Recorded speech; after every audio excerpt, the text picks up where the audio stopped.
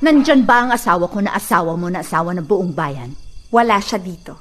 Pakisabi sa asawa ko na umuwi muna siya ng bahay at makipag-usap siya sa akin. Ganyan ka na ba kadesperada? Kailangan mo sumugod dito? Football player ka siguro. Sinipa ko na. Hinahabol-habol mo pa. Wala akong pakialam kay Eman. Si Jenny ang concern ko. Ipokrita. Huwag mong gamitin yung anak nyo para akitin ulit si Eman. Pinagpalit ka na niya, ako na'y mahal niya. Sabihin mo kay Eman, umuwi siya ng bahay para makipag-usap sa akin. Pag nagawa mo yon, iyong-iyo na siya.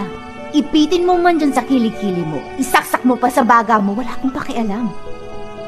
Habang hindi mo pa yan ginagawa, hindi ko kayo titigilan. Get out of my presence. Hindi mo ako kailangan itaboy.